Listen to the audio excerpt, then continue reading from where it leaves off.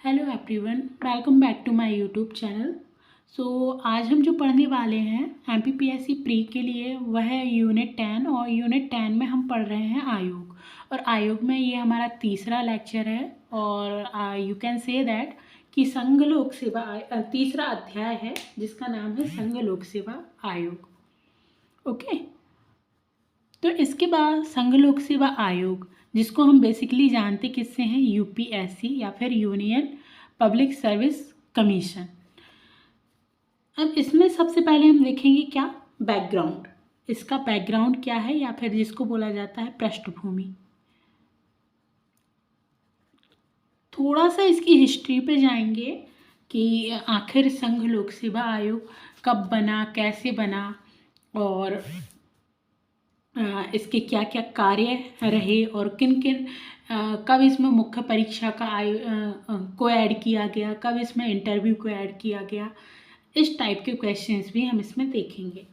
अब सबसे पहले हम देखते हैं कि संघ लोक सेवा प्रशासन जो होता है, ये जो यूपीएससी है प्रशासनिक व्यवस्था के लिए बनाया गया एक निकाय है, जिसमें हम देखेंगे कि सबसे पहले सन 1793 में एक गवर्नर जनरल आए जिनका नाम था कॉर्नवालिस। अब कॉर्नवालिस क्या था, कॉर्नवालिस ने क्या किया, न्याय व्यवस्था और प्रशासन व्यवस्था में सुधार कराया। क्या कराया? कॉर्नवालिस ने एक पुस्तक लिखी जिसको बोला जाता है कॉर्नवालिस कोड, और इसमें क्या लिखा गया है, न्याय व्यवस्था, न्याय एवं प्रशासन व्यवस्था में सुधार के लिए। इसके बाद आता है व्यवस्था में सुधार के लिए।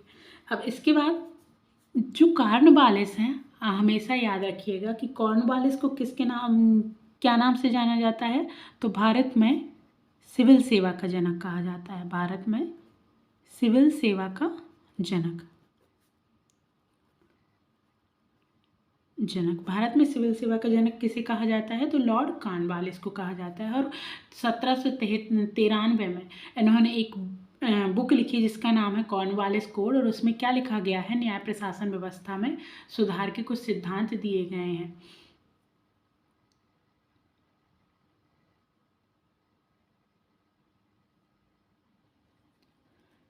इसके बाद 1800 में लॉर्ड वेलेज़ली आए, लॉर्ड वेलेज़ली। और लॉर्ड वेलेज़ली ने क्या किया कि सिविल सेवकों के लिए, किसके लिए, सिविल सेवकों के लिए एक फोर्ट विलियम नाम का कॉलेज खुलवाया। सिविल सेवकों के लिए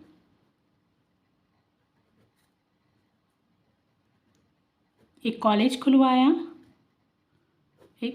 कॉलेज खुलवाया जिसका नाम क्या था, फोर्ट विलियम कॉलेज।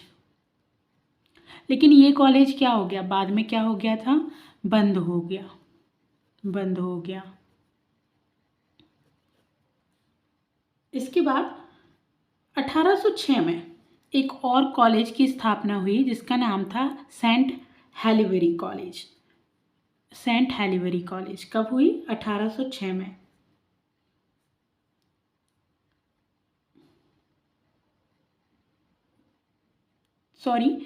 सेंट हेलिवरी में ईस्ट इंडिया कॉलेज की स्थापना हुई।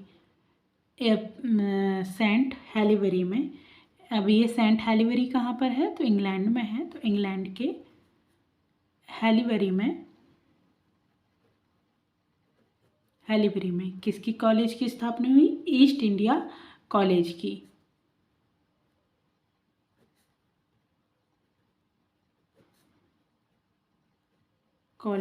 स्थापना हुई।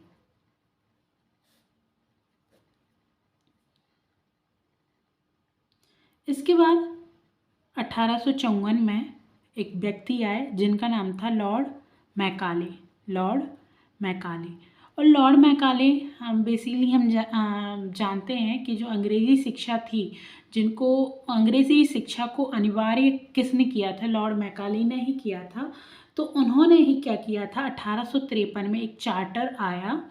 1853 के चार्टर एक्ट में उन्होंने क्या किया कि प्रतियोगी परीक्षाओं के द्वारा नियुक्ति की सिफारिश की। किसके? प्रतियोगी परीक्षा।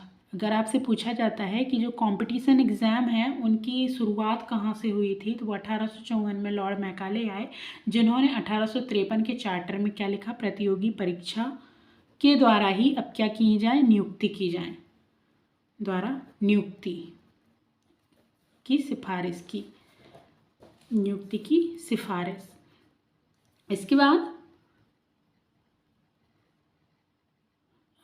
बाद क्या हुआ कि 1855 में सिविल सेवा परीक्षा का आरंभ हुआ, लेकिन वह कहाँ पर होती थी? लंदन में होती थी। तो लंदन में सिविल सेवा परीक्षा का आरंभ, सिविल सेवा परीक्षा का आरंभ हुआ। मतलब आपको अगर यूपीएससी देने जाना है तो आपको कहाँ जाना पड़ता था? 1855 में लंदन में जाना पड़ता था और वहीं पर आपकी परीक्षा होती थी।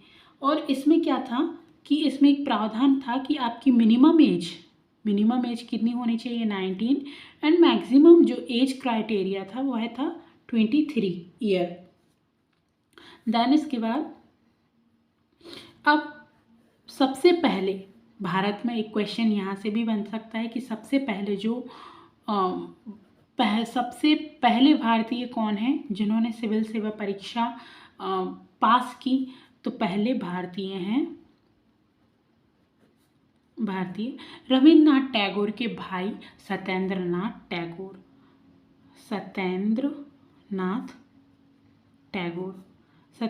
टैगोर सिविल सेवा परीक्षा पास करने वाले पहले भारतीय बने। इन्होंने कब की? तो इन्होंने की यह परीक्षा कब? 1864 में पास की। 1864 में सत्येंद्रनाथ टैगोर सिविल सेवा परीक्षा पास करने वाले पहले भारतीय बने। इसके बाद इनकी काफ़ी बार उम्र को लेकर चेंजेस होते रहे। कभी कितना हो गया, लॉर्ड डलहौजी के टाइम पर जो एज थी वो 23 हो गई। इसके बाद कैनिंग के टाइम पर इसको 22 कर दिया गया और बाद में फिर लॉरेंस के टाइम पर 21 कर दिया गया। बाद में क्या होता है कि 1912 में हार्डिंग द्वितीय आए। इस्लिंगटन आयोग आया और उन्होंने सिफारिश की कि ये जो प्रतियोगी परीक्षाएं हैं, प्रतियोगी परीक्षा कहाँ पर होना चाहिए? भारत में होना चाहिए। प्रतियोगी परीक्षा कहाँ पर होना चाहिए? भारत में प्रतियोगी परीक्षा का आयोजन होना चाहिए। इसके बाद 1922 में प्रथम बार भारत के इलाहाबाद में, जिसका वर्तमान नाम क्या है? प्रयागराज है। भारत के इलाहाबाद में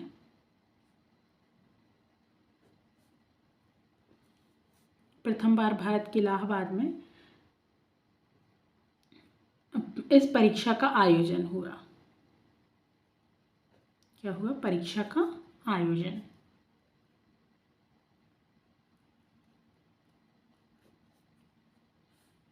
फिर 1926 में एक आयोग बना जिसको बोला जाता है ली आयोग। 1926 में एक आयोग बना, ली आयोग, जिसकी सिफारिश पर यह ली आयोग कब बना था? 1923 में। इसकी सिफारिश पर क्या हुआ? एक लोक सेवा आयोग का गठन हुआ। किसका गठन हुआ? लोक सेवा आयोग का गठन। अब आपसे क्वेश्चन बनेगा कि लोक सेवा आयोग का गठन कब हुआ? तो कब हुआ? 1926 में हुआ। किस आयोग की सिफारिश पर बना? तो ली आयोग की सिफारिश पर इसका गठन हुआ। अब इसके प्रथम अध्यक्ष कौन थे? तो इसके प्रथम अध्यक्ष बने रॉस बाकर। प्रथम अध्यक्ष क्या है कि 1926 में क्या था, भारत अंग्रेजों का गुलाम था, अंग्रेजों का शासन था, तो इसके अध्यक्ष भी कौन बनेंगे, अंग्रेज ही बनेंगे। और वह अंग्रेज कौन थे, रॉस वॉकर। रॉस वॉकर इसके क्या बने, प्रथम अध्यक्ष बने। ओके, देन इसके बाद 1935 में इसको फेडरल सर्विस कमीशन के नाम से जाना जाने लगा। 1935 federal service commission, federal service commission के नाम से 1935 में इसको जाना जाने लगा। और 26 जनवरी 1950 के बाद जब संविधान का गठन संविधान बनकर तैयार हो गया और इसका गठन हो गया, तो इसको एक अनुच्छेद में ऐड कर दिया गया, जो कि अनुच्छेद है 315, जिसके बारे में हम आगे जानेंगे। अब देख लेते हैं कि इसके बाद जो हमारा जो यूपीएससी जो एग्ज़ाम कंडक्ट कराता है वो 3 पार्ट्स में डिवाइड कराता है, 3 पार्ट्स में कंडक्ट कराता है, जिसमें हमारा प्री होता है, मेंस होता है एंड इंटरव्यू होता है। तो अब ये जो प्री है, प्री तो पहले से ही हो रहा था न, इसकी सिफारिश किसने की कि आप इसको 3 पार्ट्स में कंडक्ट कराइए। तो 1976 में एक कोठारी आयोग आया। कौन सा आयोग, कोठारी आयोग। और कोठारी आयोग ने सिफारिश की कि जो यूपीएससी जो परीक्षा है उसको 3 भाग या 3 चरणों में कंडक्ट कराने का बोला गया। कौन कौन सी, प्रीलिम्स, मेंस एंड इंटरव्यू। तो अगर आपसे पूछते हैं कि 3 चरणों में परीक्षा कराने का जो 3 चरणों में परीक्षा कराने का विचार किसके बाद आया, तो वह आया कोठारी आयोग से। कब, 1976 में। इसके बाद 1989 में, पहले पेपर 5 हुआ करते थे, 1989 में सतीश चंद्र कमेटी ने, सतीश चंद्र समिति की सिफारिश में क्या हुआ, निबंध का जो पेपर होता है, निबंध पेपर, वो सतीश चंद्र की समिति की सिफारिश पर हुआ। इसके बाद अब जो सीसैट होता है यूपीएससी में कि या फिर जो रीजनिंग वाला जो पोर्शन होता है वो कब ऐड हुआ है, तो वह हुआ है 2004 में। 2004 में कौन सी समिति की सिफारिश पर, होता समिति की सिफारिश पर। होता समिति की सिफारिश पर क्या हुआ है, एप्टीट्यूड, जो एप्टीट्यूड वाला पोर्शन है वो प्रारंभ हुआ। किस समिति की सिफारिश पर, होता समिति की सिफारिश पर। अब आइए जानते हैं हम यूपीएससी के बारे में। तो यूपीएससी या फिर जिसको बोला जाता है संघ लोक सेवा आयोग, तो यह संविधान, ये सबसे पहले हम जानेंगे ये कैसा निकाय है, तो संवैधानिक निकाय है। तो संवैधानिक निकाय क्यों है, क्योंकि इसका उल्लेख कहाँ किया जा रहा है, निकाय, इसका उल्लेख कहाँ किया जा रहा है, इसका उल्लेख किया जा रहा है संविधान में। अब संविधान में है तो किस भाग में है, तो संविधान के भाग 14 और अनुच्छेद, किस अनुच्छेद में है, तो वैसे तो है यह 308 से, लेकिन हम पढ़ेंगे 315 से 323 अनुच्छेद तक। कहाँ से कहाँ तक, 315 से 323 अनुच्छेद तक। ओके, अब हमने देख लिया है कि यह कैसा निकाय है, संवैधानिक। स्थापना कब हुई इसकी, तो स्थापना हुई कब, 1 अक्टूबर 1926।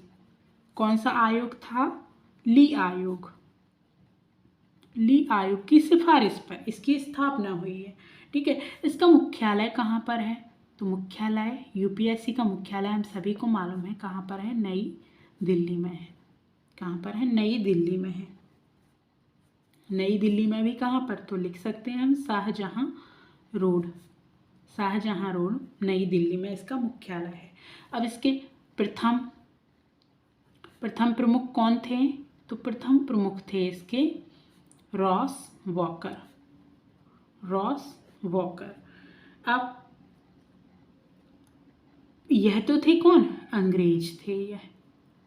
पर अब कभी क्वेश्चन पूछ लिया जाए, प्रथम भारतीय कौन बने? प्रथम भारतीय प्रमुख।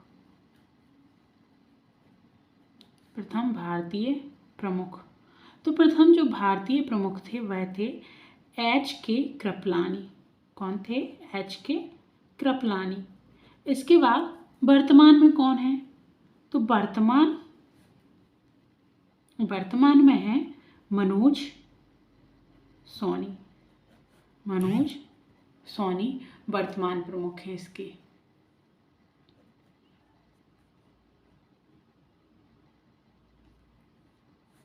मनोज सोनी। अब इसके बाद कि इनकी जो नियुक्ति है, जो इनके अध्यक्ष होते हैं, उनकी नियुक्ति किसके द्वारा होती है? तो नियुक्ति होती है राष्ट्रपति के द्वारा। नियुक्ति कौन करता है? राष्ट्रपति करता है इनकी नियुक्ति। और इनका कार्यकाल कितना होता है? तो कार्यकाल होता है इसका 6 वर्ष या 65 वर्ष। अब 6 वर्ष या 65 वर्ष से क्या है, या फिर तो वो 6 वर्ष तक काम करेंगे जब तक कि उनकी आयु 65 वर्ष, और अगर वो 65 वर्ष के हैं, मतलब 65 वर्ष तक वह काम कर सकते हैं। अब संरचना के बारे में जान लेते हैं। तो संरचना में क्या होता है? एक अध्यक्ष होता है, अध्यक्ष प्लस 10 अन्य सदस्य। इसके बारे में हम अभी आगे जानेंगे कि ये सदस्यों की नियुक्ति कैसे होगी, और यह क्या संविधान में लिखित है कि 10 ही सदस्य होंगे? नहीं, यह संविधान में लिखित नहीं है कि 10 ही सदस्य होंगे। यह कौन निर्णय लेगा? तो राष्ट्रपति ही निर्णय लेते हैं कि कितने सदस्य होना चाहिए। आगे देखते हैं। अब इसके बाद देख लेते हैं हम कुछ महत्वपूर्ण अनुच्छेद।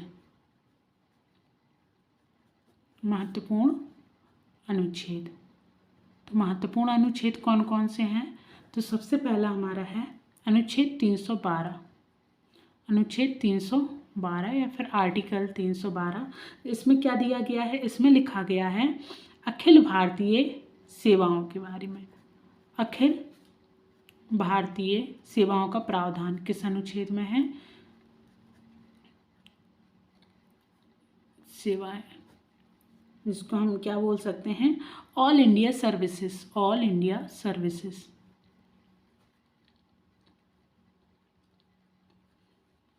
दूसरा अनुच्छेद है हमारा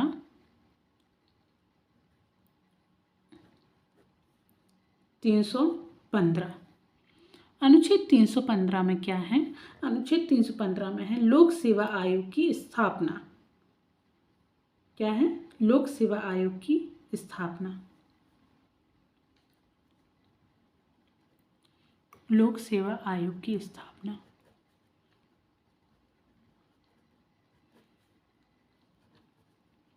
अब आपसे पूछा जाता है कि लोक सेवा आयोग की स्थापना किस अनुच्छेद में, भारतीय संविधान के किस अनुच्छेद में दी गई है? तो हमें मालूम होना चाहिए कि लोक सेवा आयोग की स्थापना का किस अनुच्छेद में दी गई है? अनुच्छेद 315। अब देखिए, लोक सेवा आयोग में आपका क्या आ जाएगा? राज्य सेवा आयोग एवं संघ लोक सेवा आयोग। You mean state PSC and UPSC, ये दोनों ही किस में आ जाएंगे? अनुच्छेद 15 के तहत इसकी स्थापना की गई है। इसके बाद अनुच्छेद 316। अब अनुच्छेद 316 में क्या है? सदस्यों की नियुक्ति एवं कार्यकाल। अनुच्छेद 316 में क्या है? नियुक्ति, योग्यता एवं कार्यकाल। अब हम जान लेते हैं इसकी नियुक्ति कौन करेगा। तो सबसे पहले हमें मालूम है कि इसमें कितने सदस्य होंगे। तो एक अध्यक्ष और 10 अन्य सदस्य होंगे। इनकी नियुक्ति कौन करेगा? राष्ट्र। तो इनकी नियुक्ति, तो अब देखिए नियुक्ति में हमने क्या पढ़ा कि हम क्या कर रहे हैं, एक तो स्टेट सर्विस कमीशन लेके चलेंगे और एक लेके चलेंगे यूपीएससी। तो जो स्टेट सर्विस कमीशन है उसकी नियुक्ति कौन करेगा? उस राज्य का राज्यपाल। ओके। एंड यूपीएससी की जो नियुक्ति है उसकी नियुक्ति कौन करेगा? उसकी नियुक्ति करेंगे राष्ट्रपति। राष्ट्रपति, और जो नियुक्ति करेगा वही क्या करेगा? इनको पद से हटाएगा। तो अगर बोला जाए कि इनको कौन हटाएगा, तो हटाना, तो कौन हटाएगा? इनको हटाने का भी राष्ट्रपति या राज्यपाल, राष्ट्रपति या राज्यपाल। अब पीएससी के लिए कौन हटाएगा? स्टेट पीएससी के लिए हटाएगा राज्यपाल, और यूपीएससी के लिए राष्ट्रपति के द्वारा इसका हटाना होगा। अब इसके बाद इनकी पदावधि कितनी रहेगी? तो हमने लिखा है कार्यकाल अभी हमने पीछे भी लिखा है कितना, 6 वर्ष या मैक्सिमम 65 वर्ष। ओके। अब देखिए 65 वर्ष, इसमें थोड़ा सा वो रहता है कि एज कितनी रहेगी। तो यूपीएससी के लिए कितनी एज है? मैक्सिमम 65 वर्ष में हट जाएंगे इनके अध्यक्ष। इसके बाद जो एसपीएससी है, एसपीएससी, इसमें 62 ईयर है। और एक और होता है जेपीएससी या फिर ज्वाइंट पीएससी जिसको बोला जाता है, उसमें भी कितनी रहेगी? 62 ईयर। ओके। अब इनको जब हटाया जाएगा, एक चीज़ और मैं भूल गई यहाँ पर बताना, जब यहाँ पर हटाया जाएगा तो इन लोग क्या होगी? पुनः नियुक्ति नहीं होगी, पुनः नियुक्ति के पात्र नहीं है। मतलब अगर यह एक बार अध्यक्ष बन चुके हैं और इनको हटा दिया गया है अथवा इनका कार्यकाल समाप्त हो गया है, तो इनकी नियुक्ति उसी पद पर पुनः नहीं होगी, पुनः नियुक्ति के पात्र नहीं है, पुनः नियुक्ति के पात्र नहीं है। इसके बाद आते हैं हम अनुच्छेद 317 पर। अनुच्छेद 317, अनुच्छेद 317 क्या कहता है? लोक सेवा आयोग के सदस्यों की हटाने की प्रक्रिया। ठीक है, सीधा सीधा लिखते हैं हटाने की प्रक्रिया। अब हटाने की प्रक्रिया का मतलब क्या है कि इनको किस प्रकार से हटाया जाएगा या फिर किस आधार पर इनको हटाया जाएगा। तो हमने तो अभी देख लिया कि हटाएगा कौन? राष्ट्रपति या राज्यपाल हटाएगा। यूपीएससी है तो राष्ट्रपति और स्टेट पीएससी है तो राज्यपाल। हटाने की प्रक्रिया क्या होगी? साबित कदाचार। क्या होगी? साबित कदाचार। साबित कदाचार के द्वारा इनको हटाया जाएगा। या फिर इसमें न्यायाधीश अनुच्छेद 145 के तहत उच्च न्यायालय या उच्चतम न्यायालय का, सुप्रीम कोर्ट का न्यायाधीश द्वारा इसका क्या किया जाएगा? जांच की जाएगी। उसके बाद ही इनको क्या किया जाएगा? हटाया जाएगा। ओके। और दूसरा क्या हो सकता है? साबित कदाचार या फिर दिवालिया घोषित होने पर, मानसिक या शारीरिक अक्षमता के आधार पर, मानसिक या शारीरिक अक्षमता के आधार पर, शारीरिक अक्षमता के आधार पर के आधार पर भी इनको क्या कर दिया जाएगा? हटाया जाएगा। ओके। अब इसके बाद आते हैं हम अनुच्छेद 318। अनुच्छेद 318 क्या कहता है? अनुच्छेद 318 है अध्यक्ष व सदस्यों की सेवा शर्तें, वेतन आदि। सदस्यों की सेवा शर्तें,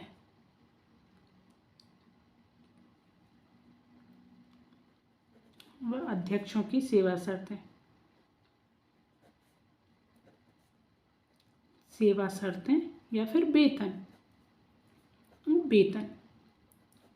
तो इनको देखो, यूपीएससी का जो है इनकी सेवा शर्तें कौन तय करेगा? तो राष्ट्रपति इनकी सेवा शर्तें तय करेगा। ठीक है ना। और SPSC state public service commission की कौन करेगा? राज्यपाल करेगा, राज्यपाल। अब इसमें यूपीएससी में सदस्य कितने होंगे? 10 सदस्य होंगे। यह भी निर्धारित कौन करेगा? हमारा राष्ट्रपति के द्वारा निर्धारित किए जाएंगे, ना कि संविधान में लिखा हुआ है। ओके। इसके बाद धारा 6 में है, धारा 4 में इनकी वेतन। तो वेतन इनको कितना मिलेगा?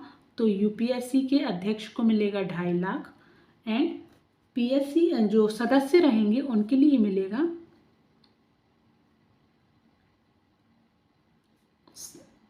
2.25 लाख। और दोनों ही क्या होंगे? पुनः नियुक्ति के पात्र नहीं होंगे, जो कि किस में लिखा है? अनुच्छेद 319 में। अनुच्छेद 319 क्या कहता है? आयोग के सदस्यों द्वारा सदस्यता समाप्ति पर भी पद पर बने रहने पर रोक। आयोग के सदस्य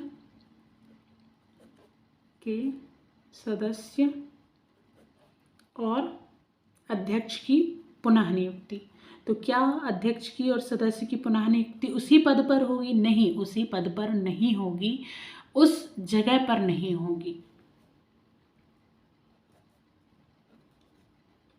पुनः नियुक्ति पर रोक।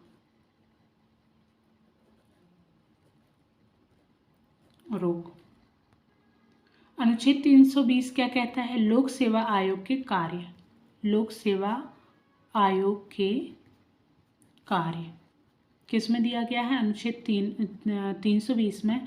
अनुच्छेद 322, अनुच्छेद 322 में है क्या? लोक सेवा आयोग के खर्च। लोक सेवा आयोग के खर्च।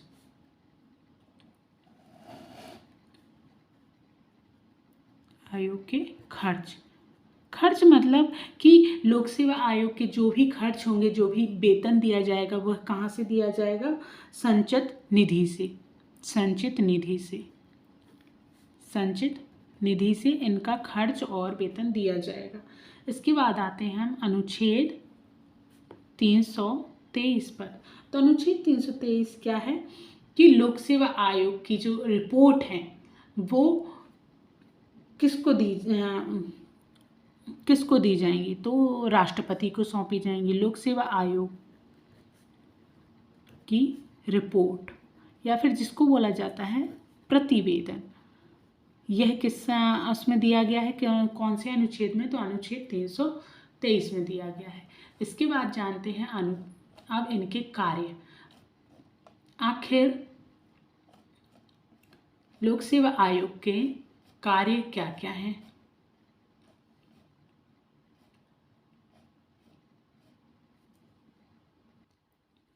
अब इसके कार्य कौन कौन से हैं लोक सेवा आयोग के? तो इसका कार्य सबसे पहले यूपीएससी, जेपीएससी एंड एसपीएससी। अब यूपीएससी मतलब संघ लोक सेवा आयोग, जेपीएससी मतलब ज्वाइंट पब्लिक सर्विस कमीशन, और एसपीएससी मतलब होता है स्टेट पब्लिक सर्विस कमीशन की क्या करवाना? परीक्षाएं आयोजित करवाना। परीक्षाएं आयोजित कराना। इसके बाद दूसरा इसका जो कार्य है वह है इंटरव्यू के माध्यम से। इंटरव्यू के माध्यम